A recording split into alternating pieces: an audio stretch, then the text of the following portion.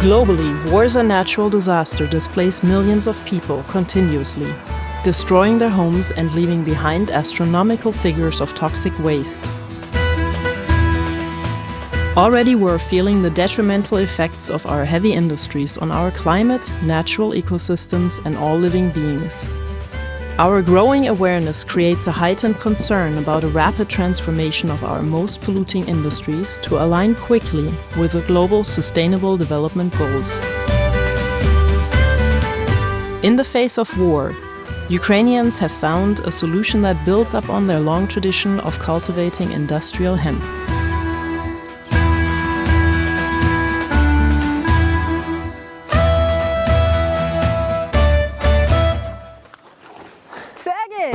Hello, Maren. Finally! How are you? I'm meeting Ukrainian Sergei Kovalenko, international speaker and founder of Hempire, a company building with ecological hemp building materials.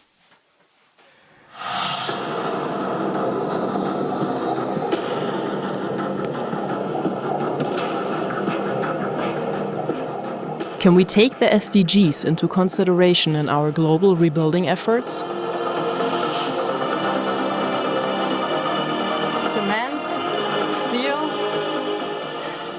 So Sergei, what do you think when you see this U.S. rebuilding film? What's going through your head? Well, definitely we will need the heavy industries input into rebuilding Ukraine, because we have thousands and thousands of buildings destroyed. Obviously, we will need that, but at the same time, I understand and clearly have a vision on rebuilding Ukraine with sustainable local materials. I embark to Ukraine in the middle of the war and meet Hanna, my local production partner on the ground, in August 2023.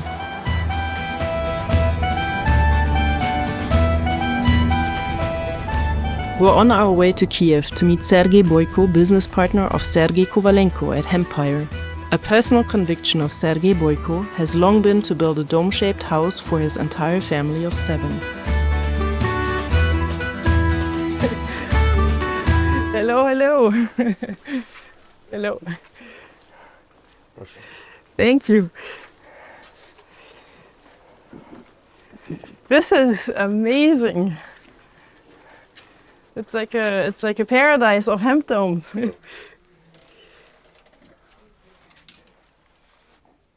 I'm impressed.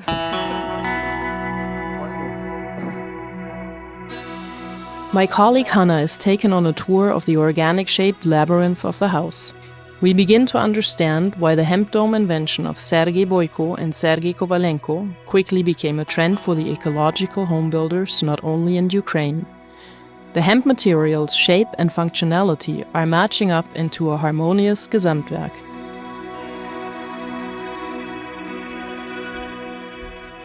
The dome shape structures is extremely energy efficient, and because there are no 90-degree angle between, there are no dead spots between the walls and the roofs, so it's all curved. Extremely energy efficient building. There are no 90-degree angles in nature. Nature is beautiful because it's all curved and shaped in a very interesting, unique texture. And don't forget about structural capabilities of such house, because all the truss system elements, they work together to resist any type of load. Either it's a snow load, it's a wind load, so it is an extremely structurally sound building. It's a cozy and comfortable environment to be in. We organized a workshop in one of the private schools in Kiev for kids, and 7-8-year-old kids, they came up to me during the process and they asked me, like, does this mean I can build my own house? And I'm saying that's exactly the point.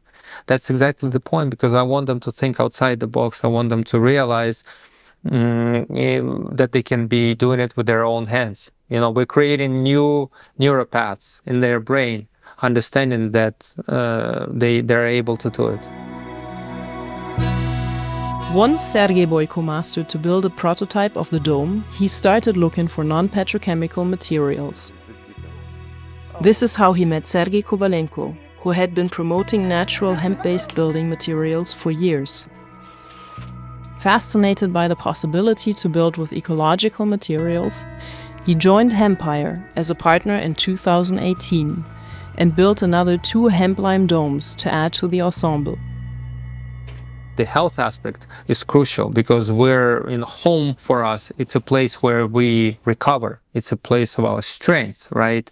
And building a place where you're planning to recover out of toxic materials, it's kind of counterintuitive, right? So it has to be strictly natural materials.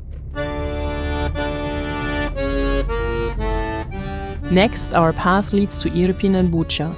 Both cities became site to some of the most atrocious war crimes against humanity, when the Russian aggressors tried to seize the country's capital in the beginning of the war.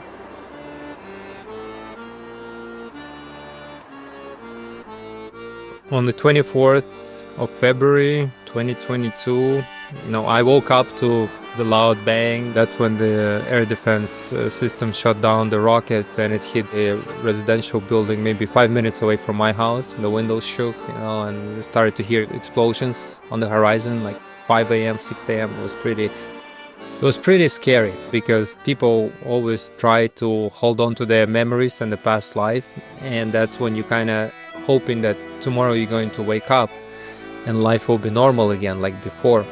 But then it's just getting worse and worse.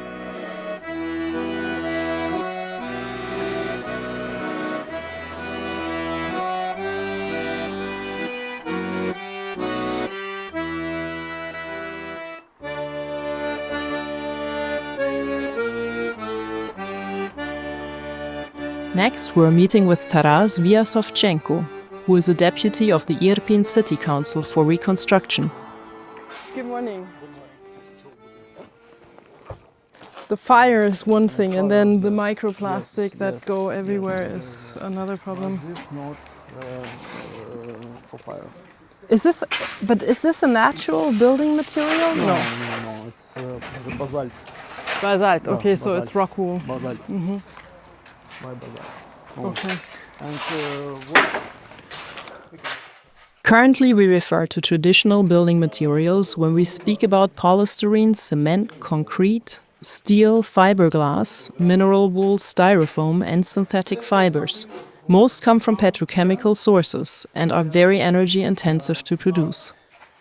We have a limited amount of time to create this environment because a lot of people lost their homes. A lot of people lost their family members. A lot of people lost their businesses. The whole nation is suffering, and rebuilding Ukraine with toxic materials, it's criminal in my vision. Our current traditional materials have a problem. The raw materials they are made of are finite. Sand, minerals, and coal are not renewable at the speed of our consumption. With our growing need to house humanity, the building industry is one to continue growing, and we urgently need to find renewable and ecological materials for replacement. Hempcrete technology touches upon 3 major aspects of our life. It has an economic impact, it has a social impact, and it has an ecological impact. The war triggered a massive shock to the global energy markets, pushing up prices of building materials to unprecedented levels, especially in Ukraine. Before the war, the hemp house would be 10 to 15% more expensive than the house built out of aerated concrete blocks insulated by rock wool. And the prices have been evening out.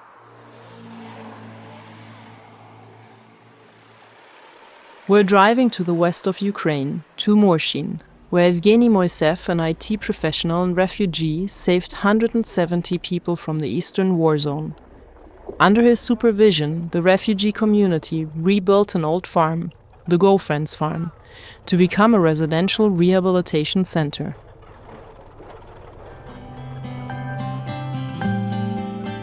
That's how our ancestors used to build before. They would gather together 20, 30 people, and they would build up a house in a week or two. We're just showing people that not necessarily you have to hire an extremely expensive contractor to execute this job. Anyone can learn how to do it within days and can really help you. Immersing in meaningful work in the peaceful environment of the farm will yield into labor therapy for the thousands of soldiers who will return with PTSD from the war. This will help them recover and also create new jobs. Meanwhile, the refugees Oleg and Nina are living on the farm, guarding the animals and waiting for more funding to finish the residential rehabilitation complex. Hempire decided to sponsor the hemp chives, binder and other needed building materials for the Go Friends farm. This lighthouse project shows the advantages for recovery of soldiers through the benefits deriving from Hemp-lime. The most important one is regulation of humidity.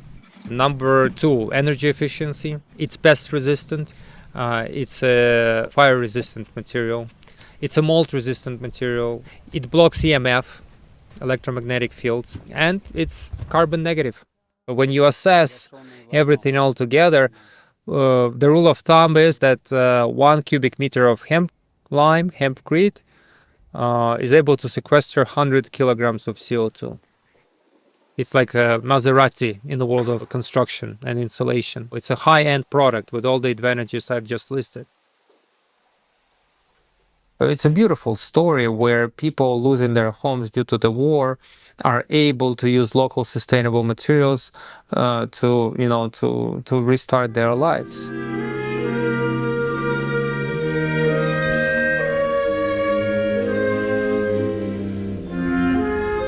In 2015, the United Nations established the Sustainable Development Goals to reach carbon neutrality across industries in an effort to create a more just and peaceful planet. The global hemp industries are already addressing 9 out of the 17 goals and could help to turn one of the largest carbon emitters, the construction industry, into an absorber. Simply by using hemp-based materials, which are long-lasting, energy-efficient, and carbon-negative, we could create a significant change. Most of the carbon sequestration happens underground, in the root system. Farmers that grow hemp measured the amount of carbon in the soil in the beginning before the seeds were put into the ground and after the harvest.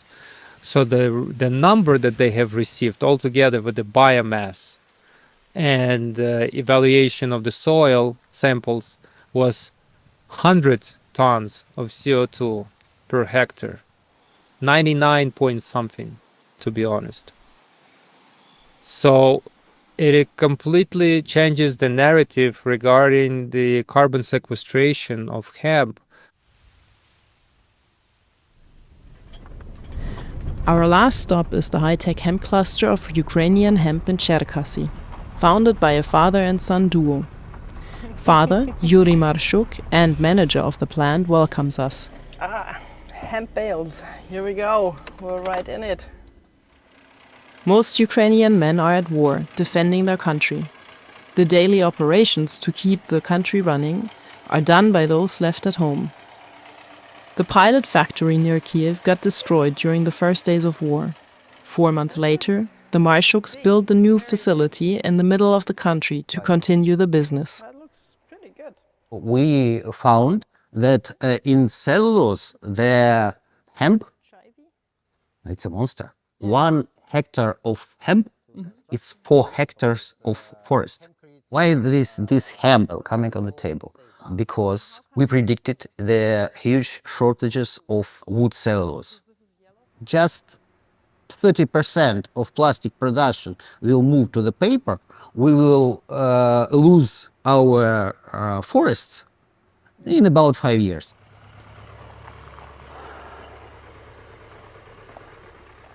Establishing the processing line in close vicinity to the hemp fields secures economic and ecological viability. To produce in a more sustainable way, the plant biomass cannot be transported more than 100 kilometers to the factory. A new medium-sized hemp processing machine was developed. the HempMax 1000. It can process between 1 to 1.5 tons per hour. It outputs 3 core elements: sheaves, fiber, and dust, which are used in the construction, textile, paper, and automotive industries.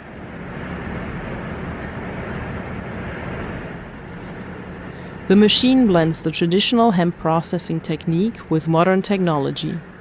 The result is an easy-to-use, reliable machine in a medium size for smaller plants.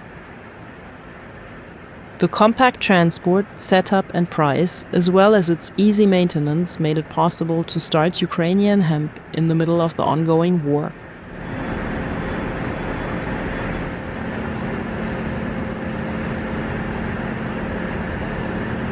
The advantage in Ukraine is, of course, in the scale.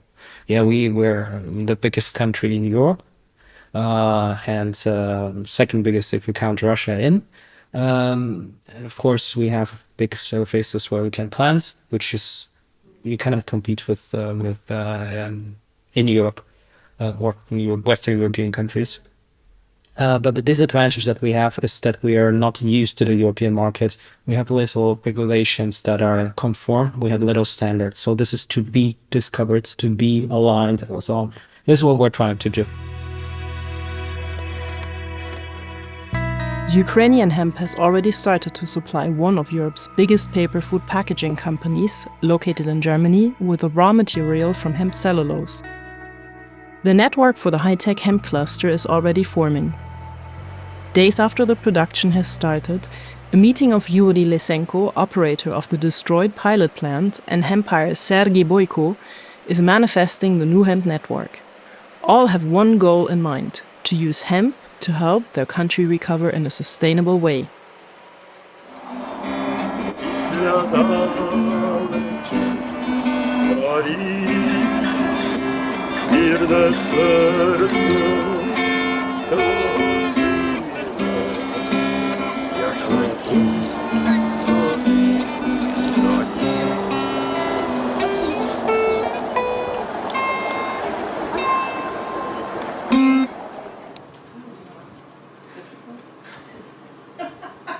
Just needed one question.